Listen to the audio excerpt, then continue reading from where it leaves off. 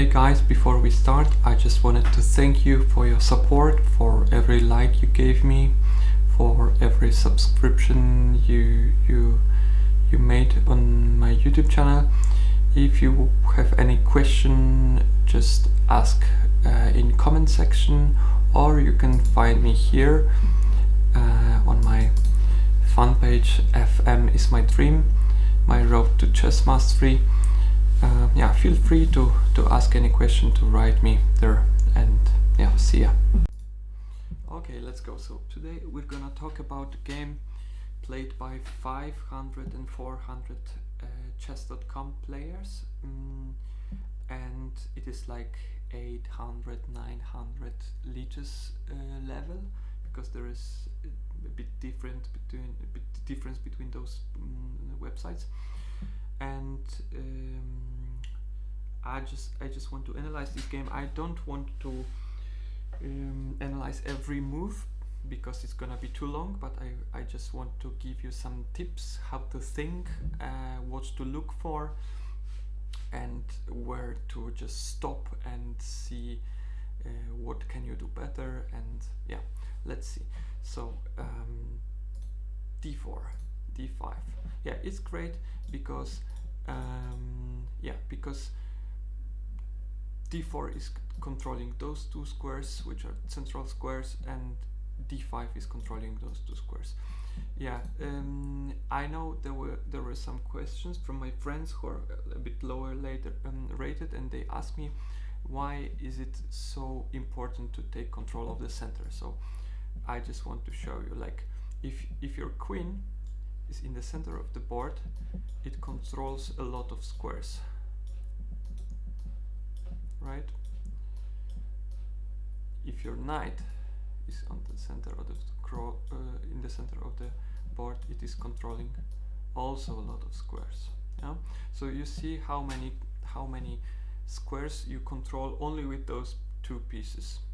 But if you put this queen, like, let's say here, and knight like here, so the pieces are not in the center of the board, then your knight is controlling only these four squares, and your queen is controlling only here, right? Oh, sorry, cannot throw some arrows. So it's less squares than before, and usually in chess you want to control as many squares as you can, because you want to attack on both sides of board. So that's why you should attack for and control the center if you can. So d4, d5 moves are great to do it. And now e3. E3 move is not very bad move, but actually does not a lot of good things, because of course it supports the d4 square, but it is somehow blocking your white's dark square bishop, so you cannot improve it right now to f4 or g5 or e3 as well.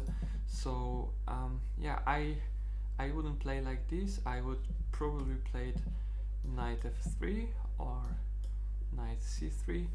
Those are two very good moves. Or you can even play c4, which is queen's gambit, yeah, which is also very good opening. Yeah, but we have e3, and right now knight c6. This move isn't. It is a small inaccuracy, because in those kind of structures, black usually want to break with c5, so blocking your pawn with knight isn't a great idea, but still black improve the knight on c6, so it's not that bad as e3, I would say, but probably better move is to go here, just knight f3, because you're not blocking anything. You usually in those kind of structures want to castle kingside. I mean, black wants to castle kingside, so usually black goes knight f6, then push the pawn, then go bishop here, or in Nimzo defense. Bishop comes here just to pin the knight, which is standing here, and bishop stays here, and then black wants to castle.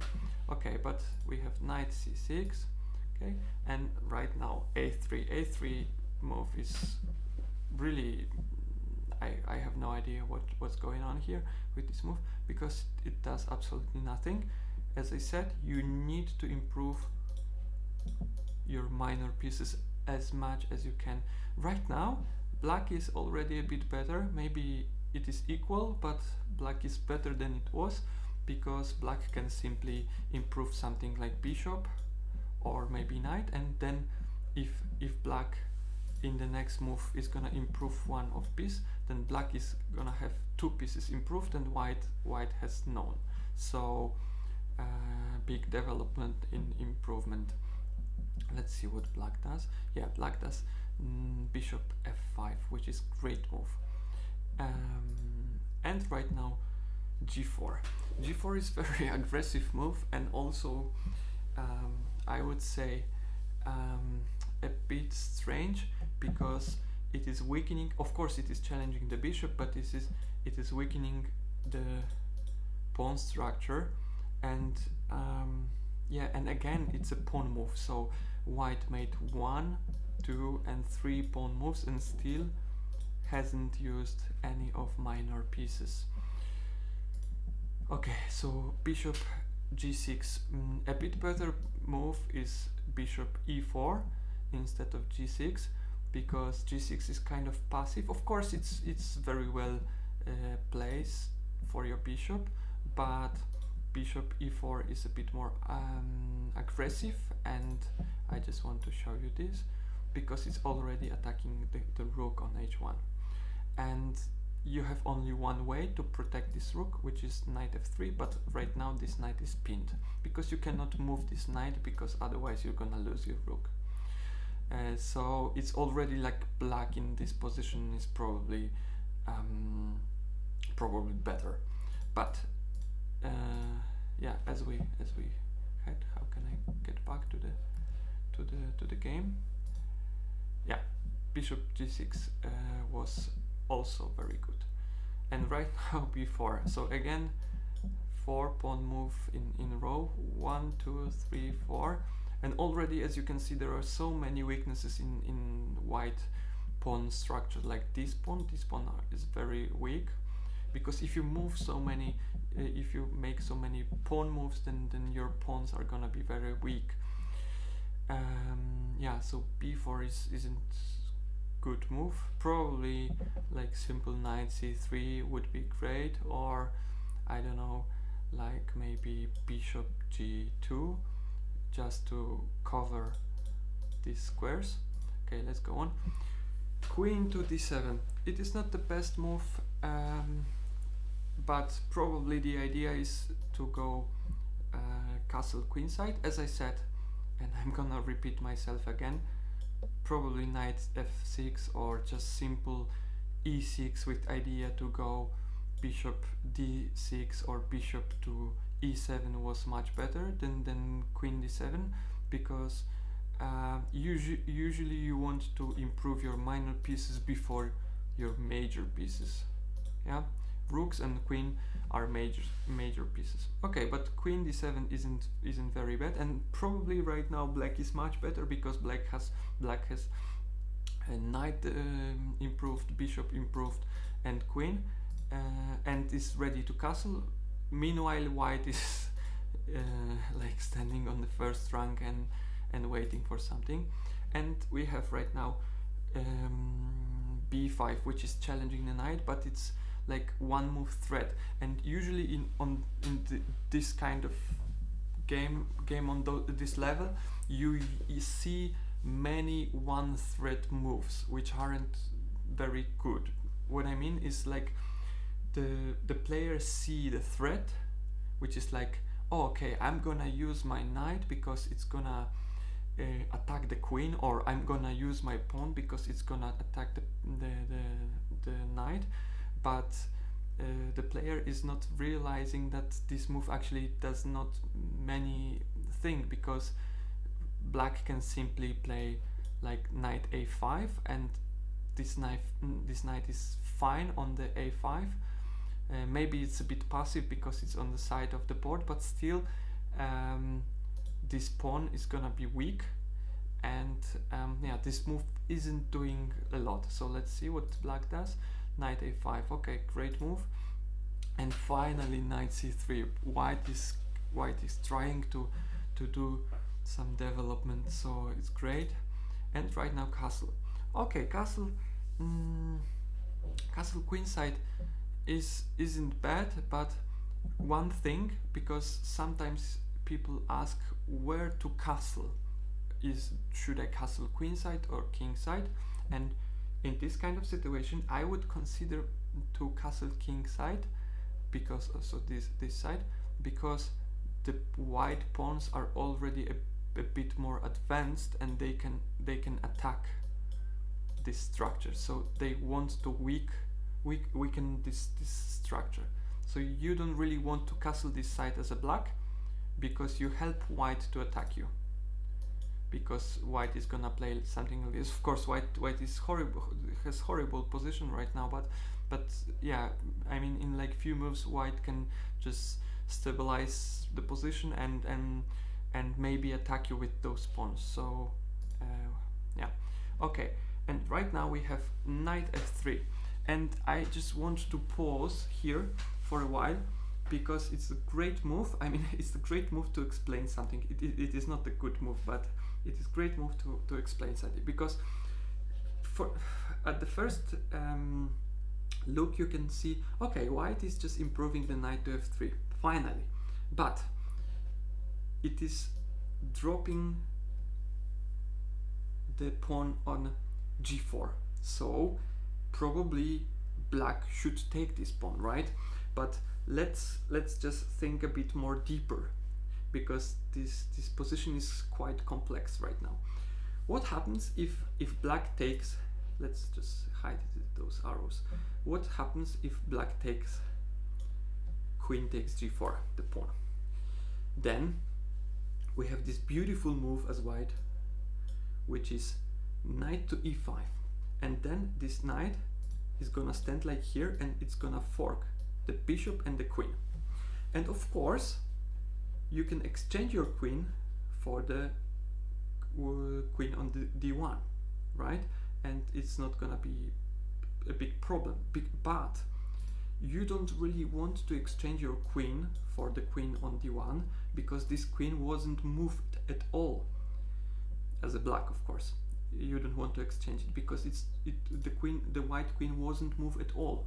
So white hasn't used any move to do something with the queen, but black has already played like queen to d7, and is considering to play queen to g4 and then taking. So 3 moves with queen versus no moves. So you don't want to exchange your active piece for the passive piece, right? And right now this queen is kind of passive, your queen is more active. So that's the question. Should you take the pawn? Probably I wouldn't take it, but I wouldn't just have such position, because as I said, it was better just to improve something before you improve the queen. But let's just imagine that here there is no queen but bishop, light square bishop here. And if in this situation you can take the pawn and pin the knight, and it is beautiful position, because you just basically you cannot move your knight, because white's gonna lose the queen, right? But the position is a bit different. So yeah, if black takes the pawn, okay, let's see what happens. And knight e5 happens. So let's see what's going on then. Okay, queen to d1. As I said, it's not the greatest move, but it's also not the mistake. I mean, black is taking the exchanging the queens, and white cannot castle anymore. But probably white couldn't castle at all, because these pawns are very weak and these pawns are very weak here, these squares. So neither of sides is safe for white. But yeah, okay, white is forced to take the queen, and let's see what happens here. Okay, a6. a6 isn't very good move, because black is weakening his or her queenside, and king is already castled on this side. So if white takes the pawn, let's see it, and black responds with b takes a6, then the rook is simply going on b1, and this rook is absolutely very dangerous for black king, because it's cutting some squares of black's king. And right now the rook is on open file, will be on open file, and the rook will be great and very aggressive. So like from the very passive rook, in only one move to be very aggressive and very active piece. Yeah, but let's see what happened in the game. Okay, a6. Aha, and then we have like this crazy move, knight takes f7. So probably white hasn't realized that that this pawn is protected by bishop, because of course if there is no bishop there, then you can fork. You have fork, so you can take one of or the second rook, but yeah, there is a bishop which is protecting the pawn, so you cannot do such move like this. But I want to just show you something else.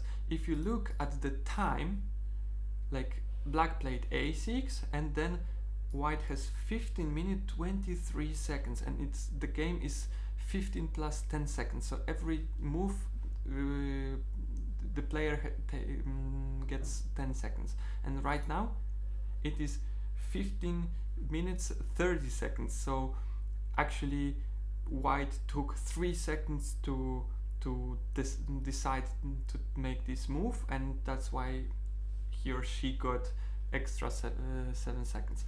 And as you can see, there is plenty of time to look, to consider, to analyze the position, to calculate a bit, to see if is this really good move, or is this really safe move, or am I hanging my knight, because this knight is actually very good. This is the best piece of white's pieces right now. Really good piece. And usually you don't want to exchange your active piece, the best piece, and usually of course you don't want to exchange knight for your for the pawn. Yeah, as one more advice is just to take a bit more time to think and to analyze, and use this time, because this game was 15 plus 10, and like after 10 moves, after 11 move, white has still more time than it was at the beginning, right? So white is blitzing the moves. Black make the same mistake. So you should use your time just to make better moves. Chess is about thinking, and just you need some time to think. Okay, so of course bishop takes f7, and right now check. Yeah, this was kind of interesting idea, because improving your piece with check is great, because you get one tempo, which is like you're improving and at the same time checking, right? So your opponent cannot improve his or her position, but has to just react on the check. So yeah, black has played e6. Okay, let's go on a bit more, because yeah, f3 doesn't really good move. Yeah, and as I said, right now white is taking b takes a6, black is taking back, and yeah, okay, opening the center, check by black. Okay, taking the pawn. Yeah, and right now we have check, and sorry, this position is already a bit dangerous for the black, because there are some issues here, like check here, and also this is open for the rook, and if if the king is gonna escape this way, then rook is going up with check here, and if let's say rook goes, king goes to a7, then bishop comes here. Oh no, bishop cannot come here because knight is gonna take it, but still it's a bit dangerous for the black king. Let's see what happens. Okay, check. Okay, so king goes this way, and right now it's even worse because you probably come with check here, right? Yeah, you can block here with knight. Oh no, black is probably checkmating himself. Yeah, the rook on b1 is great piece here, and black just needs to take the time to see if it's not too late and how to defend the position, because the position is very bad. Look at those bishops. Bishops are in the center of the board, so they are very active, and they are just cutting this pawn, this square, and this square from the king, and black is taking this square. So basically the check here is gonna make the black king, because black king cannot move. So let's see what happens. Okay, rook to d6, and the rook to d6 is too slow. Of course it is trying to attack, this is the move which is trying to attack the white square, light square bishop, but it is too late because rook b8 is mating. Yeah, rook b8, and right now rook d8 is only one defense, but it doesn't help because here is the mate, and it was probably in the game. Yeah. So as I said, you should, in order to play better, you should just give yourself a bit more time. And in those crucial situations when the opponent has very active pieces, like this check isn't so very dangerous, because you can just simply go like bishop e7 or even knight at 6, and it's not that bad for black, I would say. Yeah, but maybe bishop e7 was a bit more better. Yeah, but still, you just need to consider some moves before you make the decision. Thank you guys for joining. Thank you for watching the video. Please subscribe if you like the content and what I do in this channel, and see you in the next video. Bye.